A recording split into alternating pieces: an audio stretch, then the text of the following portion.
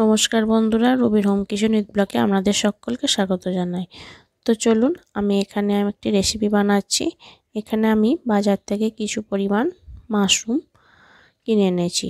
তো মাশরুমগুলোকে আমি খুব ভালো করে ধুয়ে পরিষ্কার করে নিয়েছি।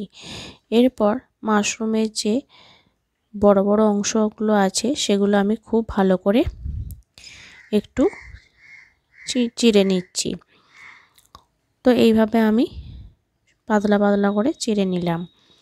এরপর এগুলো খুব ভালো করে ধুয়ে পরিষ্কার করে একপাশে রেখে দিলাম জল ঝরতে।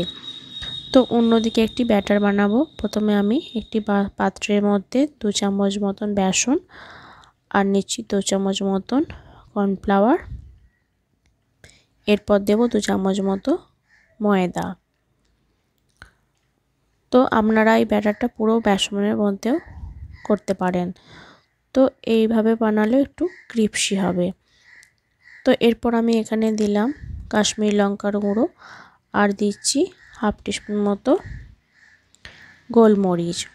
অল্প পরিমাণে জোয়ান নিয়েছি, নিয়ে ভালো করে হাতে আমি ঘষে নিয়েছি, নিয়ে দিয়ে দিচ্ছি। এরপর দিলাম অল্প একটু কালো জিরে আর স্বাদ অনুযায়ী লবণ, আর দিচ্ছি সামান্য একটু আমচুর পাউডার। তো এটা অপশনাল। আর এখানে দিচ্ছি একটু সামান্য গরম মশলা, আর দিচ্ছি অল্প একটু হলুদ। দিয়ে খুব ভালো করে ব্যাটারটা অল্প অল্প জল দিয়ে বানিয়ে নেব। খুব অল্প অল্প জল দিয়ে ব্যাটারটা বানিয়ে নেব। তো এখানে ব্যাটারটা খুব ঘন লাগছে, তাই অল্প অল্প করে জল দিয়ে একটু মিডিয়াম ব্যাটার বানাবো। খুব বেশি মোটাও না, খুব বেশি পাতলাও না। তো আর একটু জল লাগবে। তো এভাবে আমি অল্প অল্প জল দিয়ে একটা ব্যাটার বানিয়ে নিচ্ছি। এইভাবে ব্যাটারটা আমি তৈরি করে নিলাম। তো খুব ভালো করে ব্যাটারটা ভালো করে ফেটিয়ে নিলাম। নিয়ে এরপর দেখুন এখানে কেমন, এইভাবে আমি ব্যাটারটা বানিয়েছি। তো এখানে বেশি মোটাও না, খুব বেশি পাতলাও হয়নি, মিডিয়াম ব্যাটার বানিয়েছি।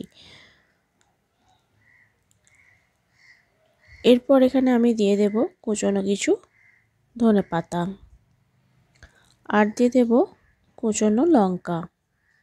তো আপনারা যেমন পরিমাণে ঝাল পছন্দ করেন তেমন দিতে পারেন। তো রেডি হয়ে গেছে।